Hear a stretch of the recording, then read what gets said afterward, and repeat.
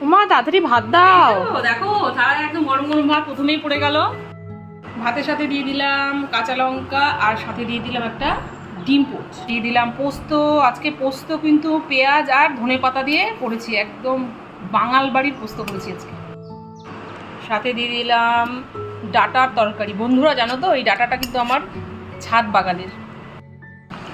সাথে দিয়ে দিলাম আজকে আলু দিয়ে মুরগির ঝোল করেছি কিন্তু বন্ধুরা, আজকে কিন্তু আর কষা করিনি, আজকে আলু দিয়ে মুরগি ঝোল করেছি, একটু ঝোলও দিয়ে। সাথে দিয়ে দিলাম রিঠা মাছ, আজকে বাজার থেকে রিঠা মাছ এনেছিল, একদম কষা কষা করে একদম করেছি।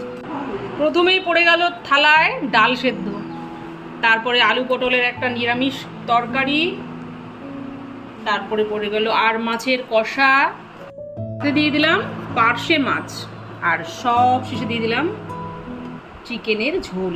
নাও একদম দুর্দান্ত থালি দুপুরবেলা রেডি। 8 রকমের আইটেম কি কি বললাম না, শুধু বলে দিলাম। আজকে কিন্তু মেনুতে মাছ মাংস ডিম তিনটেই পেয়ে যাবে। নাও চটপট তাড়াতাড়ি শুরু করো।